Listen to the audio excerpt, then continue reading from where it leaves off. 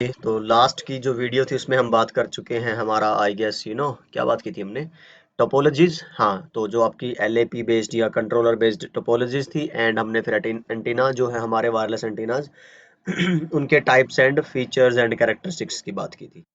तो इस वीडियो में चलिए हम बात कर लेते हैं हमारे वायरलेस रोमिंग वाले सेक्शन के बारे में एंड आई गेस अगली वीडियो हमारी रहेगी लोकेशन सर्विसेज के बारे में। तो क्या कुछ टच करने वाले हैं हम, देखो अगर आप देखेंगे कि अगर मैं बोलूँ मेरे पास 2 तरह की टोपोलॉजीज़ आती है ना, तो या आर्किटेक्चर आते हैं। एक ऑटोनॉमस है, एक आपका है लाइट वेट जिसको बोलते हैं स्प्लिट मैक आर्किटेक्चर। तो ऑटोनॉमस एपीज़ सारे अगर आप लोकली मैनेज कर रहे हैं क्लाउड वगैरह से या मेराकी वगैरह से नहीं कर रहे हैं, तो इसका मतलब आप ऑन साइट मान लो आपके पास 500 एक्सेस पॉइंट्स हैं, तो इंडिविजुअल मैनेज होने हैं। अब मान लो आपके पास, मैं 500 का एग्जांपल नहीं ले रहा हूँ, तो फॉर एग्जांपल मेरे पास एक एक्सेस पॉइंट है, ठीक है, और ये एक अपना बीएसएस प्रोवाइड कर रहा है, मतलब इसके कुछ रेंज होगी। अगर मैं नॉन नॉर्मल लैंग्वेज में बात करूँ, लेमन लैंग्वेज में, इसके आसपास की जो रेंज होगी यहाँ पे ये वायरलेस की कनेक्टिविटी प्रोवाइड करवा देगा, ठीक है, अच्छी बात है। ऐसे ही फिर एक और एक्सेस पॉइंट होगा, एक्सेस पॉइंट 2, और ये कवरेज प्रोवाइड करवाएगा, मान लो कुछ इसमें ओवरलैप करेगी और फिर ये इसका अपना रेंज होगी। इनको हम क्या बोलते हैं, बीएसएस। इस एपी का अपना बीएसएस होगा, इस एपी का अपना बीएसएस होगा, ठीक है, कोई दिक्कत नहीं। मान लीजिए अब यहाँ पे एक यूजर है, मोबाइल फोन पे बात कर रहे हो आप और वॉइस कॉलिंग चल रही है आपकी फॉर एग्जांपल, या कुछ भी आप नॉर्मल इंटरनेट भी यूज कर रहे हो, कोई प्रॉब्लम नहीं है। तो यहाँ से आप किसके साथ एसोसिएटेड है, इस वाले एपी के साथ, इस वाले बीएसएस में, ठीक है, कोई प्रॉब्लम नहीं है। पर आप मोबाइल यूजर है, मतलब आप अभी चल रहे हैं, पैदल चल रहे हैं, चलते चलते चलते चलते आप यहाँ तक आ गए, ठीक है।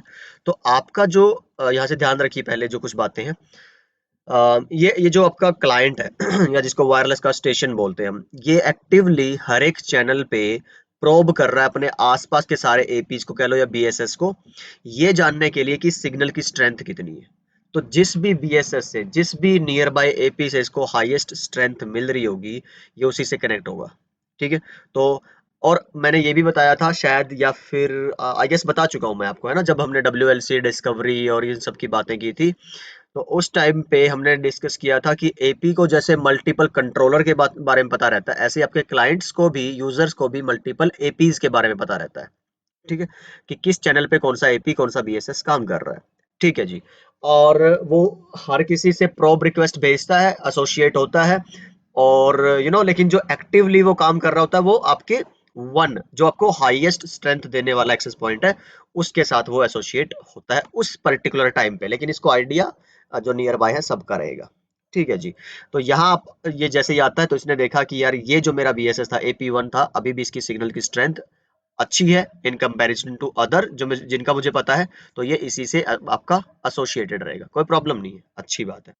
पर जैसे ही ये इस बाउंड्री पे आ जाता है यहाँ पे फॉर एग्जांपल, ठीक, तो इस बाउंड्री पे एक पॉइंट ऐसा होगा कि जहाँ पे अब इसको ना AP1 की सिग्नल स्ट्रेंथ कम लगने लगेगी, नजर आने लगेगी, तो ये किसकी तरफ बढ़ने का रुख करेगा, AP2 की तरफ, ठीक है। मान लो आप जरा सा इधर हो गए, तो यहाँ से ये जो आपको सिग्नल स्ट्रेंथ है हायर मिल रही होगी इन कंपैरिजन टू AP1, तो आप इससे एसोसिएट हो जाओगे। इस प्रोसेस को बोलते हैं रोमिंग। ये समझना है आपको कि वायरलेस में रोमिंग किसको बोलते हैं, when you are leaving one access point and you are connecting to another access point, that is your roaming basically, ठीक है। तो अगर मैं autonomous access point, autonomous architecture की बात कर रहा हूँ, तो इस तरह से आप एक ही एपी से दूसरे एपी, दूसरे एपी से तीसरे एपी, क्योंकि एपी टू एपी ही चलना है सारा, क्योंकि सेंट्रल तो कोई डिवाइस है नहीं। पर अगर ये एपी अब आपके ऑटोनोमस ना होके कैसे होते, lightweight access point, lightweight access point, तो इन सब की कनेक्टिविटी के लिए सेंटर में कोई ना कोई डब्ल्यूएलसी रखा रहता। तो मान लिया मैंने, ये मेरा वायरलेस लैन कंट्रोलर है एंड समहाउ ये मैं क्लाउड बना रहा हूँ। क्लाउड मतलब कि मेरा जो डिस्ट्रीब्यूशन सिस्टम स्विचेस वाला पार्ट है ना, और उसके थ्रू ये किससे कनेक्टेड, आपके एएसडीएस सीएस के थ्रू वायरलेस लैन कंट्रोलर से, डब्ल्यूएलसी से, ठीक है। नॉर्मल एनवायरनमेंट है, छोटा एनवायरनमेंट है, एंटरप्राइज आपका एक अकेले डब्ल्यूएलसी से काम चल सकता है।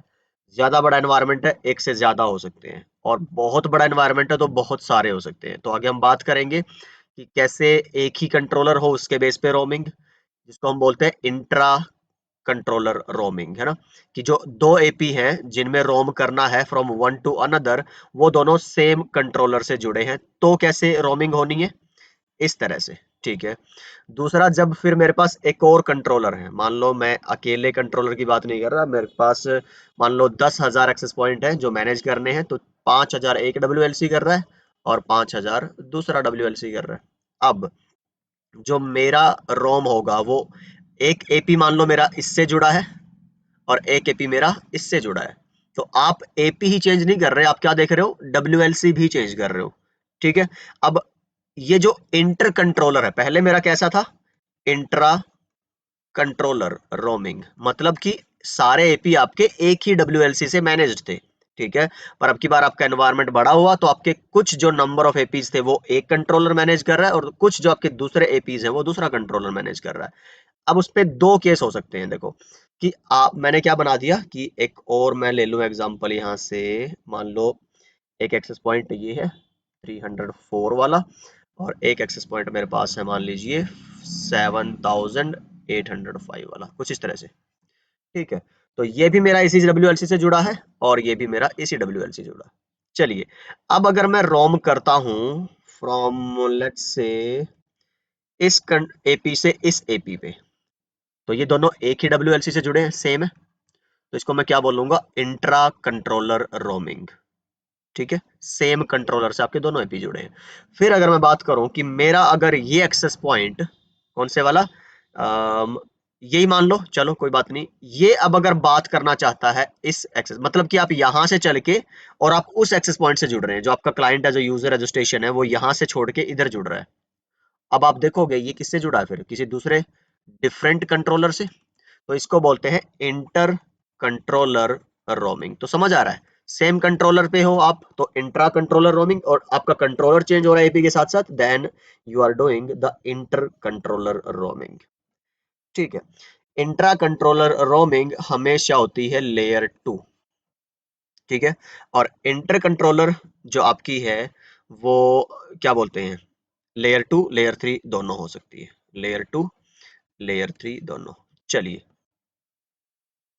ओके जी, उसके बाद कुछ और पॉइंट बचता है हमारा थ्योरेटिकली एक्सप्लेन करने के लिए। हाँ, ये बचता है, मान लो ऐसे मेरे पास बहुत सारे WLCs हैं, है ना, तो हमेशा इंटर कंट्रोलर रोमिंग भी पॉसिबल नहीं है। होता क्या है कि मान लो मेरे पास ना 10 वायरलेस कंट्रोलर हैं WLCs, तो हम क्या करते हैं, वहां पे एक कॉन्सेप्ट आता है मोबिलिटी ग्रुप्स का। तो मोबिलिटी ग्रुप में हम क्या करते हैं, मेरे पास कोई कलर नहीं बचाएगा लेने के लिए। ठीक है। तो मैंने एक मोबिलिटी ग्रुप बनाया, ग्रुप 1, और उसमें मैंने अपने 10 में से 3 कंट्रोलर को WLC 1 WLC 2 WLC 3 को एक मोबिलिटी ग्रुप में डाल दिया। मेरे जो दूसरे हैं WLC 4 है WLC 5 है, इनको मैंने एक अलग उसमें डाल दिया ग्रुप में। और हो सकता है कि मेरे जो बचे हुए WLCs है, मान लो मैंने छठा भी इसी में डाल दिया हो, और जो 7 8 9 और 10, मतलब जो 4 बचे थे उनको मैंने अलग से एक ग्रुप में डाल दिया। तो ये मोबिलिटी ग्रुप 1 है, ये मोबिलिटी ग्रुप 2 है, ये मोबिलिटी ग्रुप 3 है। और इनको ओवरऑल बोला जाता है फिर मोबिलिटी डोमेन, मतलब कि डोमेन आपका ही है, ये नेटवर्क एंटरप्राइज नेटवर्क आपका ही है या जिस भी तरह का आपका नेटवर्क है, पर उसके अंदर आपका इतने सारे एक्सेस पॉइंट है, 50,000 60,000 की, उसको एक्सेस करने की या मैनेज करने के लिए, कॉन्फ़िगर करने के लिए आपके पास बहुत सारे कंट्रोलर्स हैं। ठीक है। तो उनको फिर मैनेज करने के लिए, स्केल भी और मैनेज भी करने के लिए आपने फिर क्या बना दिए हैं, मोबिलिटी ग्रुप्स। नाम होता है उनके, मैक एड्रेसेस होते हैं, जो हर एक को अपने अपने वालों को तो पता रहेगा। जैसे इस मोबिलिटी ग्रुप में अगर ये कंट्रोलर है, इनको एक दूसरे का पता रहेगा, इनको एक दूसरे का पता रहेगा। तो यहाँ पे भी दो तरह की रोमिंग आएगी, कि जो आपकी within mobility group and जो आपकी one mobility group to another. तो वहां पे हम बात करेंगे कि कौन सी स्मूथ है, किसमें फिर थोड़ा बहुत टाइम लगता है, और ये सारी बातें रहेंगी।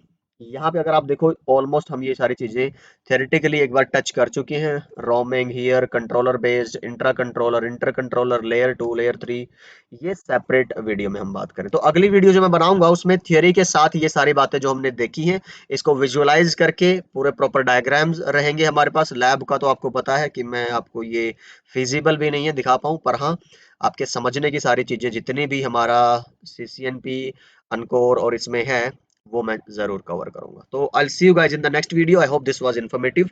तो अपना ख्याल रखिए, सीखते रहिए, सिखाते रहिए और मस्त रहिए। Bye bye.